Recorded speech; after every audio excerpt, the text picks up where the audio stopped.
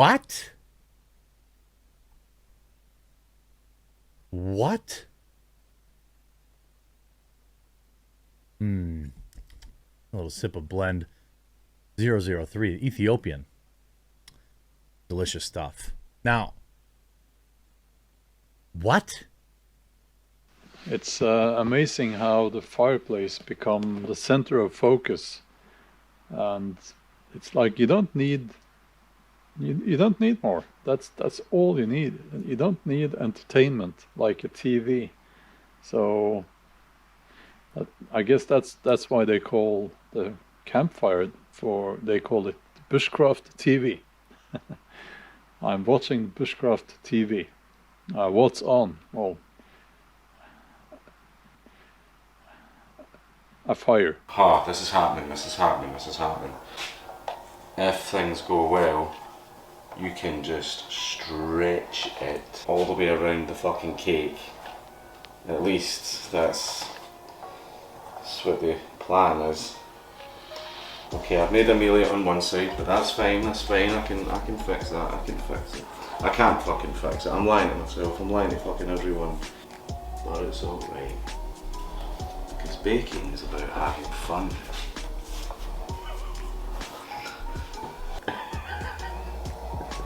I am fucking awful at this.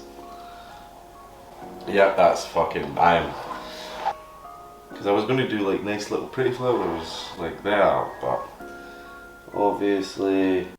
That David Attenborough thing. Yes. So I fire it up, and this motherfucker starts with, I've had the most amazing life in the world. I was always an explorer, boy, and I fucked monkeys and went around, was on this boat, and it's showing this. I started AIDS in Africa. I started AIDS. Fucked monkeys. It was me the whole time. It was me. I've had the cure this entire time because I started it. Dinosaurs. And then he gets done talking about what a great life it was. And he says nobody else is going to have that. Yeah, and then he says, now the biggest problem is actually climate change. And it's destroying everything. So what you need to do... I'm like, wait a minute. Wait. Oh, no. He goes through. This is what pissed me off, because this was right when my dad called. He goes through and talks about how he gives like a timeline of greenhouse gases and rainforests in the world. Right. And it was like when he was born with his story, and then shows the rainforest just drop off precipitously. And he's like, and we didn't know how much harm we were doing. I'm like, you guys, that's like you guys' MO. Is just always constantly oblivious to everything. Well, we would never have done that if we had known. It's like, yes, you would have. You're still doing it. Right. You're still fucking doing it. Right. That's what made me so mad. It's like, okay, asshole, then just give everything away. Well, what are you doing here? No, you're putting another one of these fucking TED Talks together to guilt me by proxy of some dumb bitch watching this at home who's gonna tell me I need to stop showering twice a day or something, or I need to wipe my ass with seashells instead of toilet paper, and you are doing fucking nothing. Yeah, well, you're doing fucking nothing for it, but getting the word out. The boomers are all 1,000 years old, so like, hey, you younger generations, just clean up our mess. Climate change. That was my dad saying, "Oh, we got to save the earth." I'm like, motherfucker, we could start shooting nukes off today, and you're not going to see the destruction of the earth. You're talking about the sea rising 2 inches, and you're upset. How at this point in your life are you upset about the long-term damage of fucking anything? Yeah, I can't afford my own body parts to be sewn back to fucking together. I saw it's like climate change coming back because COVID is over. It's like, we gotta get back on climate change. Everybody get back on climate change. Right? Hold on, I'm gonna change your transform here. I'm gonna rotate you horizontally. Or maybe not. I forget how I had that. What am I, tilted? So I'm getting lectured by one asshole on TV. And then I have to interrupt my getting. All I wanted to do was look at whales. Really? Yeah. For the show. All I wanted to do was relax and look at some whales. And I'm getting fucking lectured. Then I see he's giving this. Then I see he's in the show. It's him giving a talk to like IMF people who are the devil. who did this to us and think it's funny. I have a clip of that in a second. And they're showing at this talk, David Attenborough is showing at the talk, these clips of these walruses falling off the cliffs. Yeah. And and everybody in the audience is like, oh, there's walrus. Because they identify with them because they're big fat pigs as well who don't know where they're going ever. It's pretty gnarly when those fuckers fall off the cliffs. Yes, and it also is completely unrelated to global warming because I saw that original documentary. Oh, yeah? They just do it because they're dumb. Like, there's no explanation for why they're doing it. They're mating, and some of them are fighting at the top of a cliff, and then they fucking fall off. Yeah, I don't know. Nothing to do with global warming. They're just showing it to watch walruses fall off a cliff. Really? They're dumb. 2040 flashed across the screen of this documentary, and it showed, like, a nuclear wasteland of the desert. I'm like, what is... Thank God we'll both be dead. 2040? Yeah. What are you showing me here? Yeah. Just an imaginary nature documentary? Fucking amazing. Yeah. I couldn't believe it, man. As Breitbart News reported, Disney launched a streaming service with social justice trigger warnings slapped on its classic movies, including Dumbo, Swiss Family Robinson, Davy Crockett, King of the Wild Frontier, and original The Lady and the Tramp, saying the films may contain outdated cultural depictions. Wow. Wow. Well, I'll tell you what. Yeah. I liked old Disney. You know, when I was growing up, like, Disney movies were great. You know, like, yeah, I didn't watch them all the time. I was into Ninja Turtles myself. But I liked the older Disney movies. And guess what? When I have kids, they'll watch the old Disney because Disney died sometime between 2000 and 2010. I don't know the specifics, but I'm done with Disney. New Disney? Mm-mm. This actually is a good segue into owning physical copies of books, games, movies. Because if you want to watch those, if you want to show your kids those movies and you go to Disney Plus, you think you're going to find them? True. You think you're going to find the full version, or there's going to be some stuff missing? So, more than ever before, having hard copies of stuff it really does matter, because they're basically retroactively erasing and striking from the record from decades and decades and decades of art and culture and film from their own company. It's crazy. It's really quite crazy. Outdated cultural depictions. What does that mean to Disney? That's a man and a woman. It's seven dwarves making bank. That's outdated to them. That alone. The CEO wants 50% of all characters to be of LGBTQ, you know, whatever the alphabet crew, and or people of color. And it's like, that's racist. Gosh. It's beyond that. It's like, I don't even know what to call it anymore. Hypothetical policies might happen. I'm just not going to speak to that at this point. Oh, that bitch is freaking out. So God knows where the students go. They probably go downtown now. Yeah. And the other thing I noticed in the uni is that their notice boards, I mean, at one time the notice boards were splattered with all sorts of bloody nonsense, you know what I mean? Like the Communist Party, bloody weekly meeting, telephone box and all the rest of it. Yeah. And they haven't even got notice boards now. They're afraid to put up notice boards just in case somebody sticks a notice in there. You know? It's all online now as well, which will obviously be pre-moderated. See? Oh, can't I have a Tommy Robinson Appreciation Society? That'd be naughty. Tommy Robinson Milkshaking Society, go ahead. Yeah, political violence group, that's fine. Yeah. I'm still amazed they allowed Marxist groups. Oh, it always made me laugh how as well, the president of my student union, every year, the year before she was elected student union president, she was also the president of the Feminist Society. So right, okay, it was just feminazi heaven. Hated it.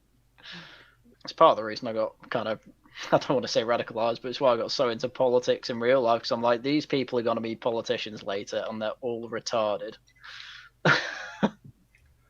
A lot of these student union types now, if you tried that back in the 80s, they would have got nailed to the fucking notice board, you know what I mean? You wouldn't put up all this shit as a student in those days. While many Twitter users celebrated the news, others have expressed concern that Musk would allow the platform to become too similar to conservative social media services like Parler, Getter, or former President Donald Trump's Truth Social. And this is like a baseless narrative that sticks around Elon. You know, the people that don't like him on Twitter think he's like some kind of traditional conservative, that he's going to like ban, you know, criticizing, you know, he's going to make the Bible like everybody's homepage or something like that. It's insane. Elon is not a traditional conservative. He's probably his own type of category. They were all unisex toilets. One of them just said urinals on it, and then underneath, for any gender. Oh, that is cringe. Yeah. So they all had that on the door. They had, so one of them was it said urinals for any gender. The other one had cubicles for any gender, and then the other one was like, I think, the disabled toilet, but it said for any any gender. for any disability. And any gender is a disability. Yes, wokeness is a disability. Fuck's sake, yeah. Yeah, and at one of the bars, because there's a few bars in this place, they had a tip jar, like as is Nice. kind of quite As you'd standard. expect, It was just a pint glass, but it had a picture of Nigel Farage and Tommy Robinson on it. Oh, nice. Base. But pictures of them being covered in milkshake, and it said Milkshake Fund. Hashtag lactose the intolerant, which I quite like. Okay. Like I thought that was quite funny. Out of every milkshake thing, that is, What sort of pub was this then, Tailed? Was it for total retards, or was it? It seems to be now, anyway. Yeah. I shan't be frequenting. That's why Tailed was there. Exactly. It's for woke people and those who can't remember dates. Duties so that they'll keep busy without bothering the management for instructions every minute.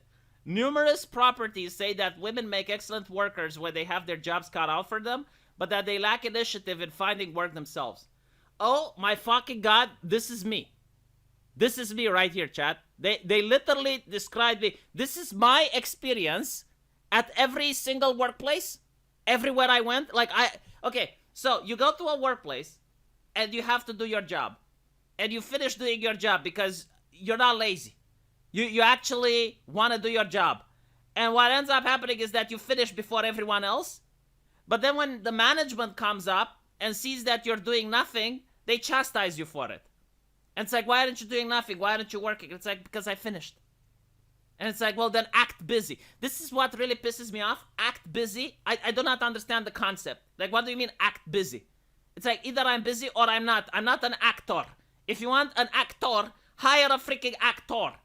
Why are you asking me to act busy? So this really bothered me so freaking much, and it lowered my productivity. Because now I was like, okay, well, I should take my time doing this task, because if I finish, and I know I can finish before everyone else, but if I finish, then I'm going to have to act busy. So yeah, no, I don't think like this applies only to women. I think it applies to men as well. Was a difficult conversation to have. So I feel like that's going on here too.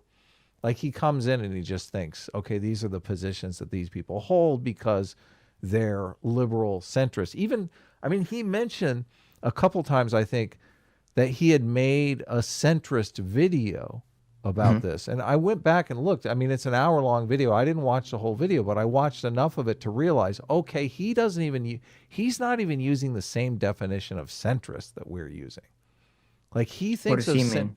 Well, he thinks of centrist as a tribe. This is, these are the attributes of centrist. When I think of centrist, and you probably will agree with me that a lot of centrists are anti-tribalists. Us specifically are anti-tribalists. And that means centrists can have all sorts of different political and philosophical positions. They're all different. So I don't know how you can make a video saying, declaring this is the problem with centrists.